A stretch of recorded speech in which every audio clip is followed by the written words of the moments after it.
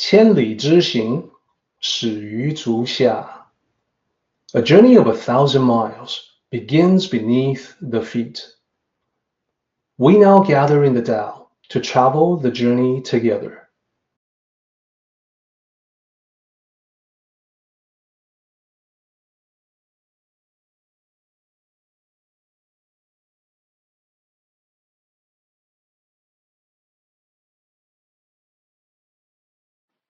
Welcome to Tao Talks with Derek Lin, where we delve deeply into the Daodejing by Lao Zi. So let me talk about 49 a little bit. This chapter is known as 德善章, which means the virtue of goodness chapter. It's one of those chapters that really grew on me over the years as I gradually got to understand the Tao better. This is the chapter that taught me about the power of virtue. Now, looking back, I can see why the sages that I have encountered in real life, I can understand them better. I can understand how they had such a powerful effect on me and everyone else. I will explain as we go, and at the end of our discussion, I think you will see what I mean, and you will be able to start contemplating utilizing the same power of virtue for yourself.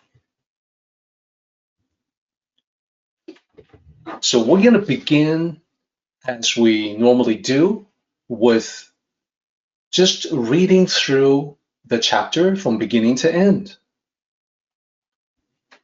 Daodejing, chapter 49. The sages have no constant mind. They take the mind of the people as their mind. Those who are good, I am good to them.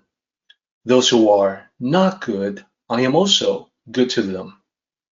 Thus, the virtue of goodness. Those who believe, I believe them. Those who do not believe, I also believe them. Thus, the virtue of belief. The sages live in the world. They cautiously merge their mind for the world. The people all pay attention with their ears and eyes. The sages care for them as children. Okay, this is one of those chapters that require explanation. There are parts of it that seem plain and relatively easy to understand, but there is a deeper level that suddenly becomes extremely powerful. Now, let's talk about the different sections. I want to, first of all, highlight the first two lines for your attention. This is one of those chapters where it isn't so easy to see where the section divisions are. But let me take you through the analysis. First, I just want to point out in lines 1 and 2, there's not the typical poetic construction where it's the same number of characters on both lines and then similar characters are matching construction appearing in the same place. However, I do have what I'm highlighting here, xin, which means the heart or the mind. So the same character is appearing 3 times in lines 1 and 2, and as you can see, they have been translated as mind in the corresponding English.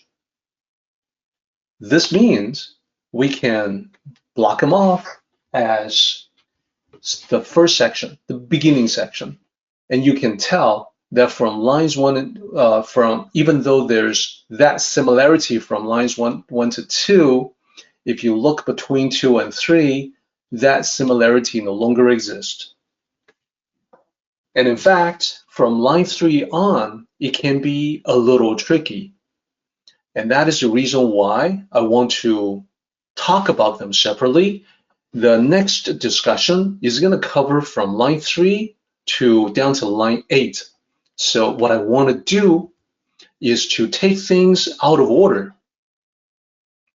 And then, and what I mean by that, by taking things out of order, is that I'll show you where the section divisions are, and then I'll point out the clues that reveal the section. So first of all, there's a division between 5 and 6, and then another line between 8 and 9. So that's where the divisions are. Now let's go back, do this in reverse, and see the poetic matching constructions. So this is a little tricky. It's not like the simple matching that we saw previously without the chapters. So what I've done here is that I've highlighted some characters that can allow us, that can emphasize the reiterative pattern between the two sections.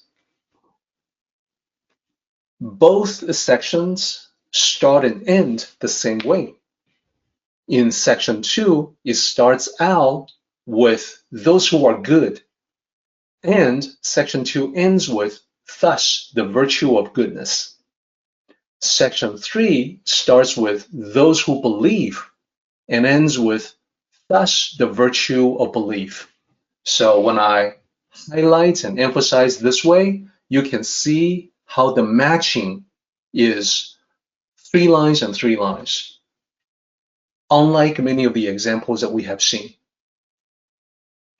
So then between the beginning and the end, and you can, take a look at the Chinese characters on the left-hand side here, and you can see the correspondence. You can see sort of the overall rough correspondence of the repeating characters, and then you can also see the matching characters internal to the section.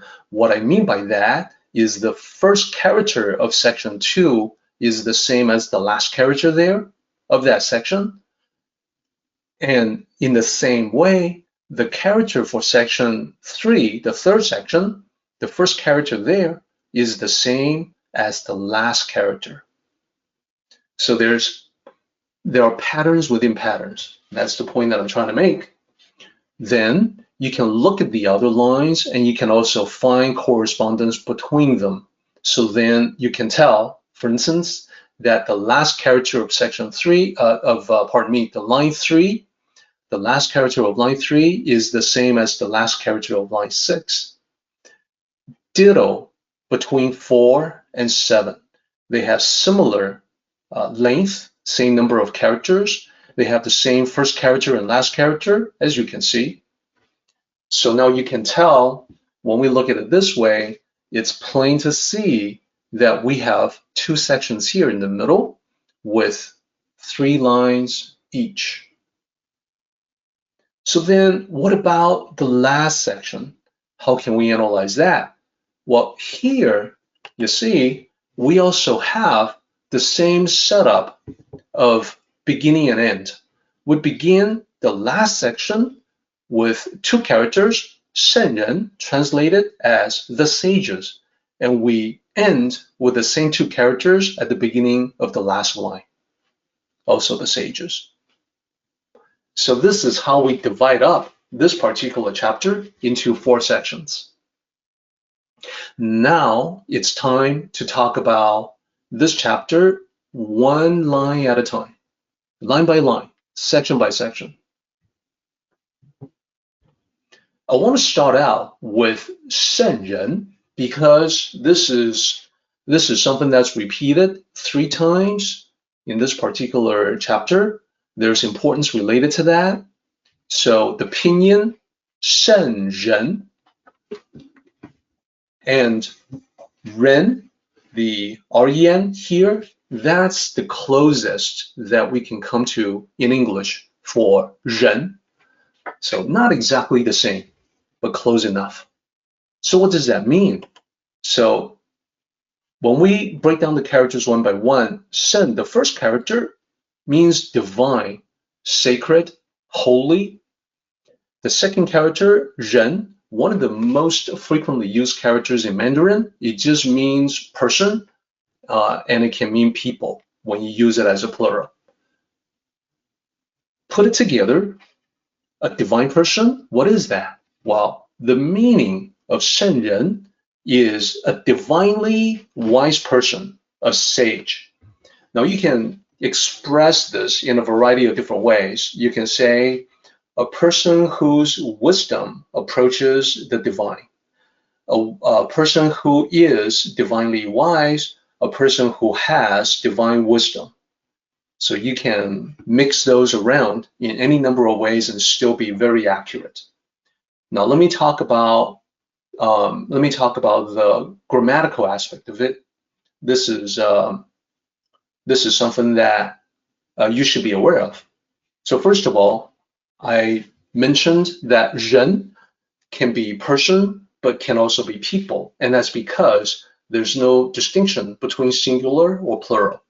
圣人 in Chinese can be sage or sages, can be either singular, sage, or plural, sages. How do you tell? Well, there's no plural form like in English where you add s at the end of a noun. That doesn't exist in Chinese. In Chinese, you have to tell, you have to figure out whether it's singular or plural in context. So if you have those, the Chinese characters with those in front of 圣人, then you can be sure that it should be translated as sages, those sages. But if you have that in front of 圣人, it will be singular, and therefore that sage, quote unquote. So it's contextual. Everything depends on context. Everything depends on what's before and after the usage of 圣人. In the utilization in the Daodejing, you actually have the freedom of going between the singular and plural. This is in fact what most translators don't realize.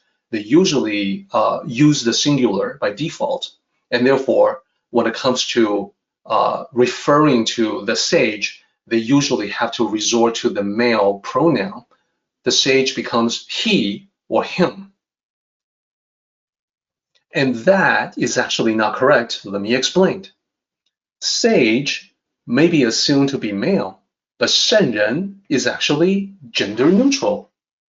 It doesn't by itself, by themselves, these two characters don't really speak to the gender of the person who has divine wisdom.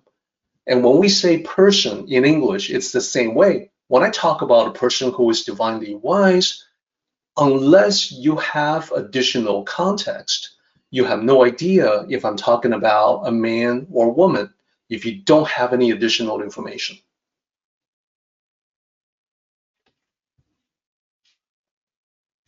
So then, now that you understand 圣人 is actually gender neutral, you are now in a position to look at many of the translations out there and see where they veer off the path of being correct and proper. So for instance, you would automatically recognize that 圣人 isn't really holy man. That would not be the best translation. A man forces the gender to be male. 圣人 does not. And there is another, and now that you know 圣, the first character means sacred, divine, holy, etc., you would also be able to recognize that there's another translation, pretty popular, just like the holy man translation, but also incorrect because the translation is evolved individual. Individual can be an accurate translation of 人, person, people, individual, that's fine. Evolved is not the same as divine or sacred or holy. They are simply different concepts, and there is no strong connection between being evolved and being sacred. Those are just two different things. So when you actually know the original characters, you gain the ability to look at the translations that's presented to you, translations that are available out there, and then be able to tell what is correct, what is not correct. what is sticking to the original in terms of essence, and what is really incorporating the author's own ideas, which is not coming from Lao Tzu. So let's continue on. And I feel that it's important for us to recognize the accurate rendition of Senjen because it's used so often in the Daodejing. Let's take a look at another key concept in line 1, and that's the last 2 characters there. 常心. Here's the pinyin, and you can tell, looking at the translation, the sages have no constant mind, so you will probably make an educated guess that 常心 means constant mind. And literally, that's what the 2 characters are. The first character, constant. The second character, xin, could be the heart or could be mind. When it's used as heart, it's the same way that we use heart in English to refer to the mind. What I mean by that is when you say things like, I've had a change of heart, what you mean is that you changed your mind. So even in English, there's a connection between heart and mind. In Chinese, it's the same character. So let's talk about the constant mind. What is it? It's the constant, unchanging mind. The unchanging mind is not something that's flexible. It's not something that will adjust based on the situation. The unchanging mind is stubborn, dogmatic, and to the point that you exhibit lack of flexibility even in the face of contrary evidence. That's the constant mind. That's the constant, unchanging mind. This is the reason why Senjen, the sages, have no constant mind, because they are not that way. Sages are not dogmatic. Sages are not stubborn. Sages have minds that are more flexible, more flowing. The constant mind is something that originates from ego, and it comes with various attachments, and I'll talk about that momentarily. I want to illustrate with some examples. And as I said, the constant mind is contrary to the Tao. It's completely unlike the mind of a sage. So let me give some examples to illustrate that. I want to take this line, the sages have no constant mind, then I want to compare and contrast constant mind and the mind of a sage. Okay, so they should be quite different. So the slide looks like this. Left-hand column, constant mind. Right-hand column, the sage's mind. And they're different because, of course, the title, the sages have no constant mind. All right, so constant mind, what does it mean? Well, has to be right all the time. Do you know someone like that? You probably do. Someone who's very argumentative, someone who always has to be right. Or people may describe you that way. This may be hitting too close to home, right? People may describe you as someone who has to be right all the time. In which case, then you have constant mind. And you are far from being a sage, like most of us. And you have to work on that, like most of us. So let's talk about the sage's mind. Rather than to have that need to be right all the time, the sage sees the possibility of being wrong. The sage recognizes that nobody's perfect, nobody knows everything, right? So there's always the possibility of being wrong. That's part of the way that a sage thinks.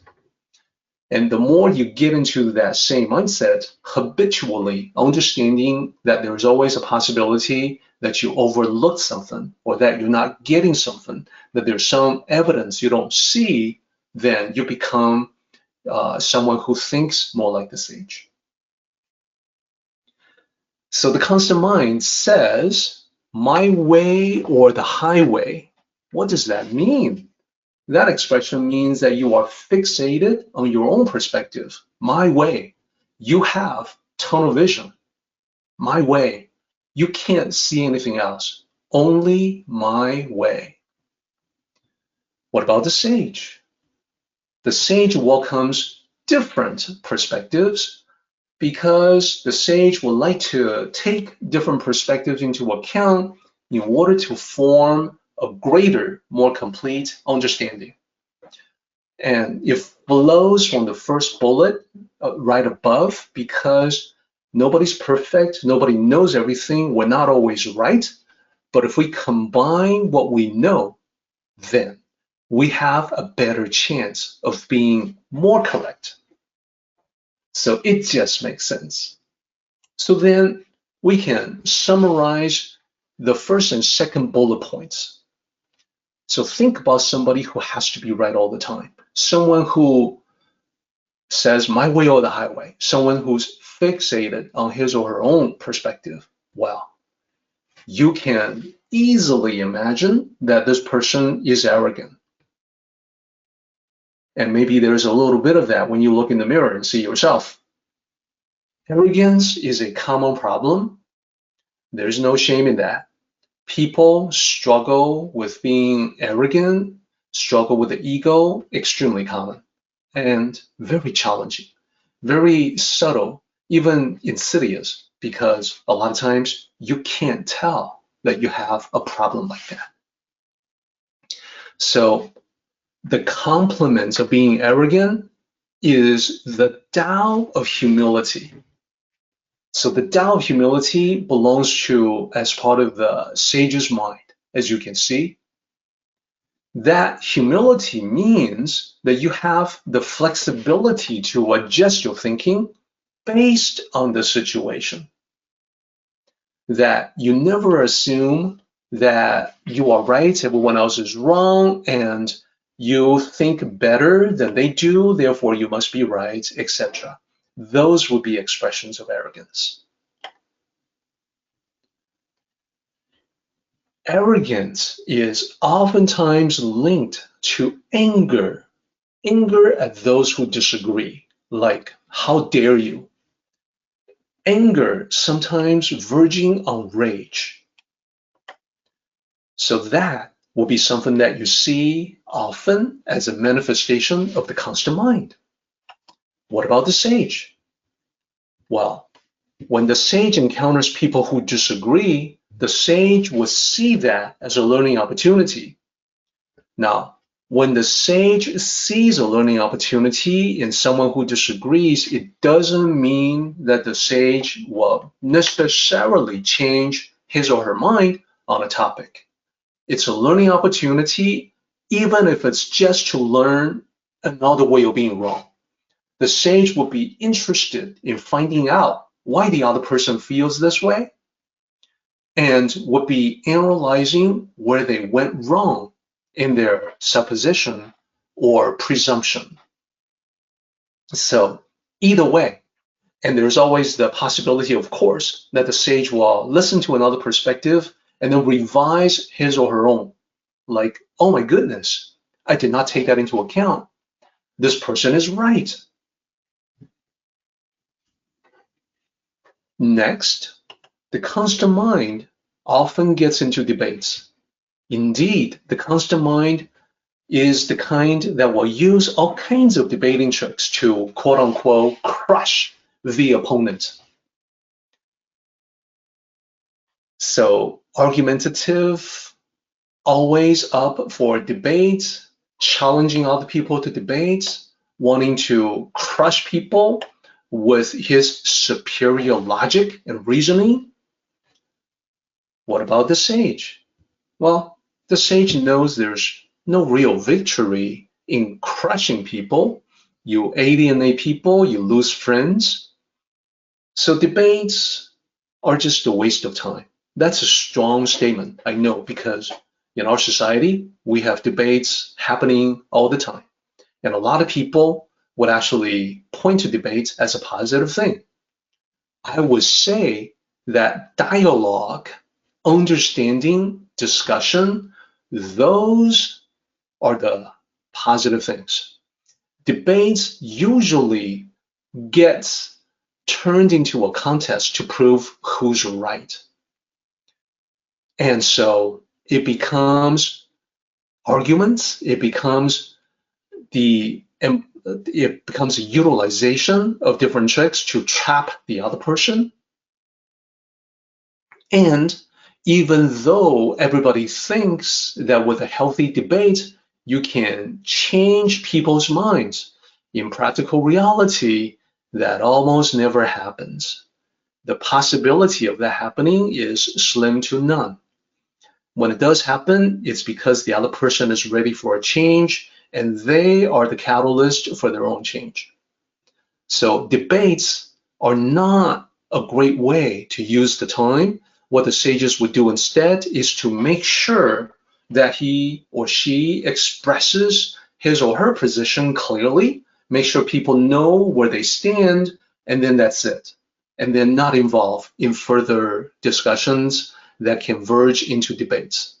Clarification's okay, but it's so tricky that people can draw you into a debate by asking you questions. Well, why do you say that if you think this?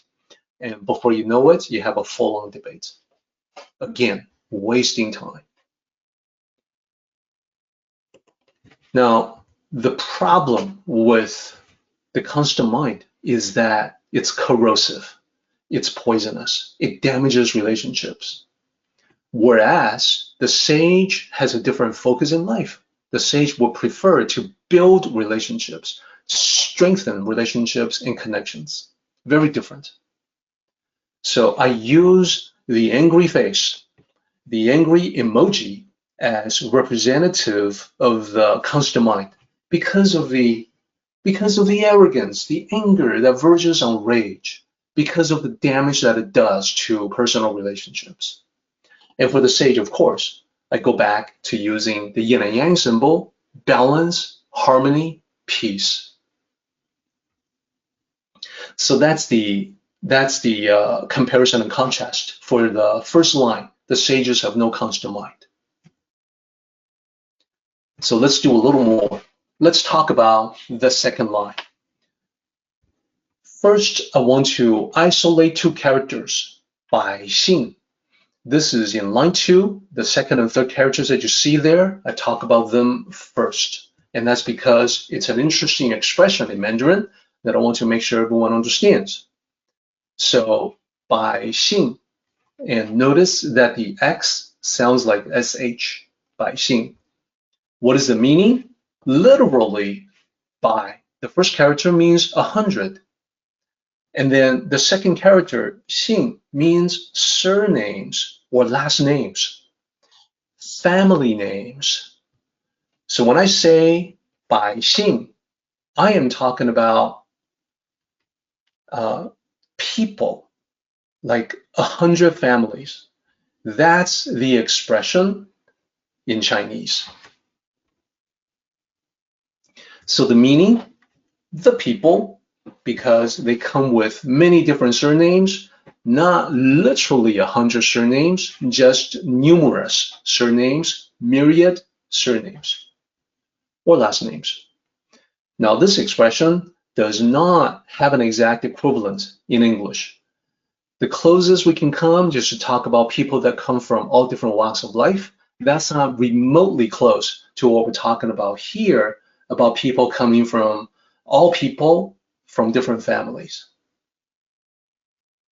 So then what happens when we add the character for heart or mind to the end of 百姓? So in Chinese, what this means is the mind of the people, the mind of the 100 surnames. And that just means everybody's different opinions, everybody's different perspectives, multiple perspectives.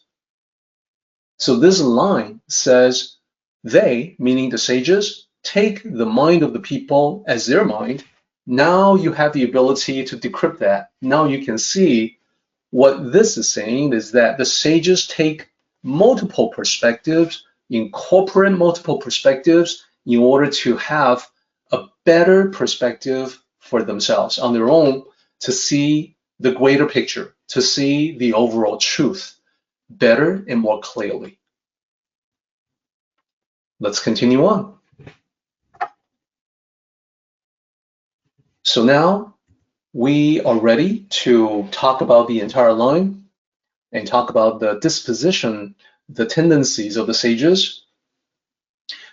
Sages take the mind of the people as their mind, meaning they incorporate multiple perspectives in their thinking.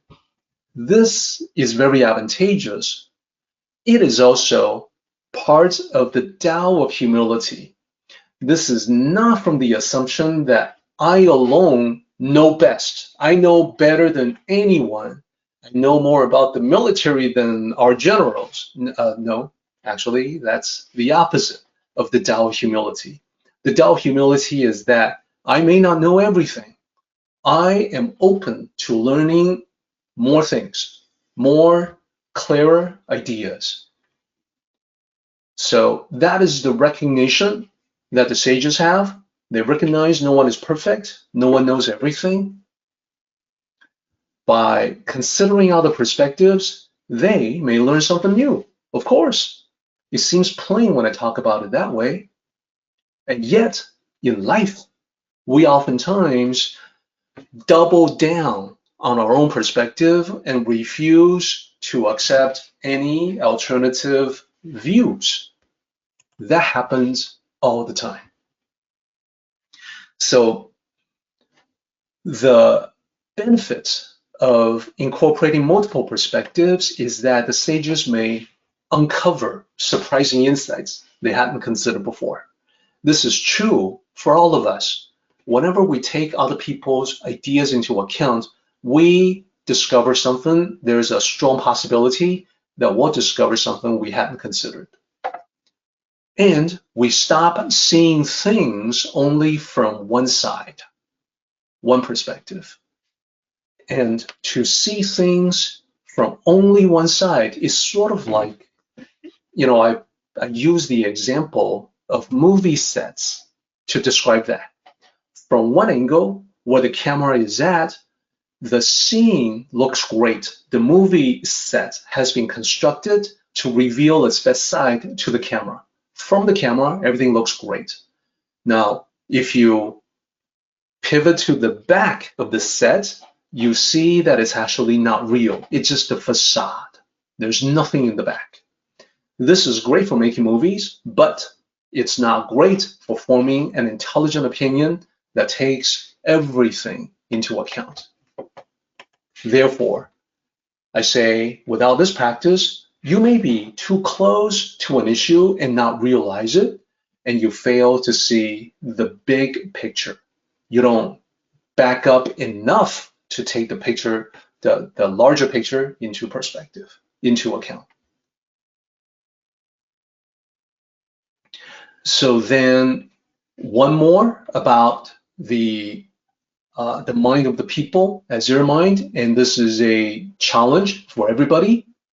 So what I've done here is that I've listed the characters for constant mind along with the characters for mind of the people together, because the reason for this is because I want to present this as a spectrum for your consideration.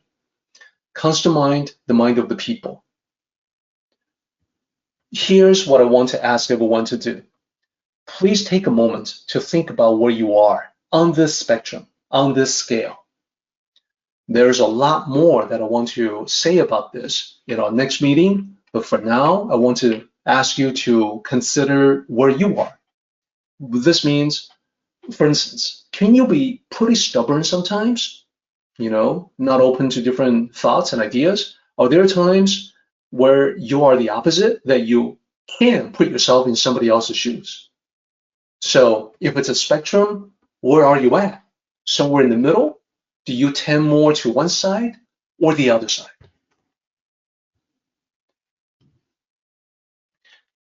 The reason why I want to present this is because cultivating the mind of a sage, the mind of the people, the mind of the sage, it hinges on self-awareness.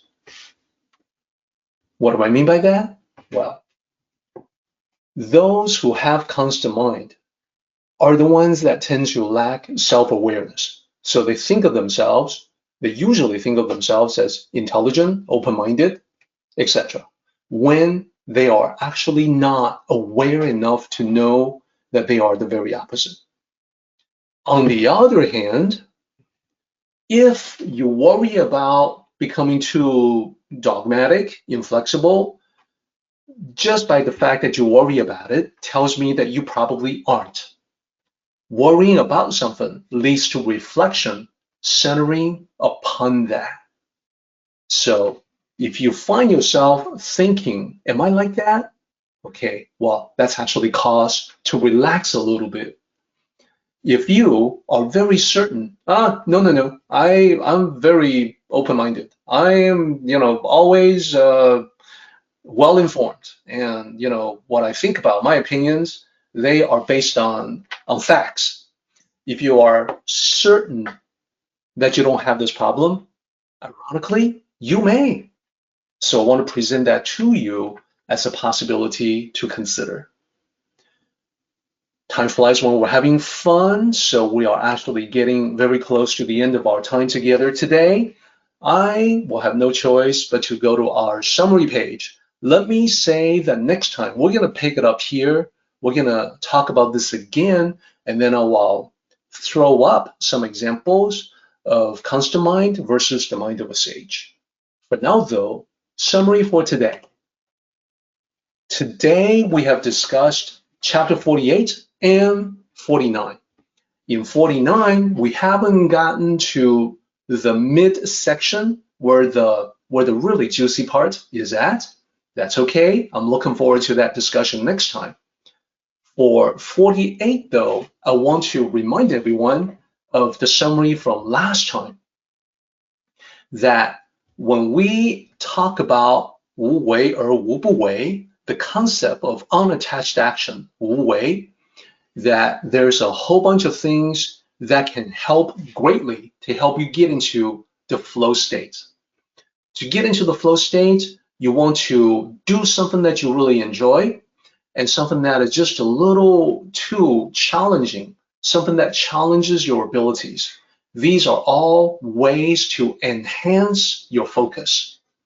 So is number 2, eliminating distractions, internal and external. These are ways to enhance your focus and concentration. To center yourself, meditative practice helps with that. This will transition you into the wu wei state, the flow state. It generally can take roughly around 15 minutes for that to happen. And you want to keep on practicing until you get really good at it. You can recognize the feeling, you can recognize the signs. The more you do it, the more you can easily get into the flow state. That's from before. Now, let's talk about the summary for 49. This is going to become a preview for next time, our next meeting. What we're going to talk about next time, a powerful concept, the virtue of goodness and also the virtue of belief. For now, I'll just tell you what they are. Next time, I will provide the in-depth detailed explanations. When you practice the virtue of goodness, it means you see the potential good in everyone. And I do know that with some people, this requires an open mind because you know the people I'm talking about.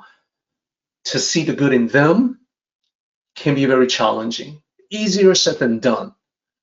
And with the toxic people in your life, you still have to put some distance between yourself and them. Reason being, you're not yet a sage. A sage may have the ability to influence toxic people to lose their toxins. You, as a sage to be, as a sage in training, and I think that's probably what we all are, you may, before you actually get to the level of a sage, you may need to put some distance between yourself and people who are extremely toxic. But generally speaking, most people are good. Most people are not toxic, and I would encourage you to see the good in them. To see the good in them, a lot of times with the practice of the Tao, it means you must understand their deeper motivations. And I'll talk about this again next time, but one way to do it is to keep in mind that we're all doing the best we can with what we have. It's just that sometimes we don't have a whole lot. So much more to talk about here, but this is 德善. This is the virtue of goodness. So what about the virtue of belief? Well, to practice that, again, a quick preview for next time is that I would encourage you to realize that people want to be trusted. People have a need to feel like you believe and trust in them. The more authentic and genuine you are, the more it fulfills that deep need they have. And sometimes all they need is just a chance, that you give them a chance so that they prove that they are worthy of your belief in them, that they are worthy of your trust. And lastly, this is all about helping people bringing out their best, the best in them, their higher selves. This practice in the Tao is to guide them, which, by the way, means guiding yourself, because we're all connected as one at that level, at the level of the Tao, to guide them and yourself toward the positive. So when you bring out the best in them, you are also bringing out the best in yourself. And this, 德信, the virtue of belief. So you can tell next time we're going to have a very interesting discussion centering around these two concepts. Our meeting has come to an end, but the journey continues on. Let us travel safely. Until next time, may the Tao fill you with peace and happiness.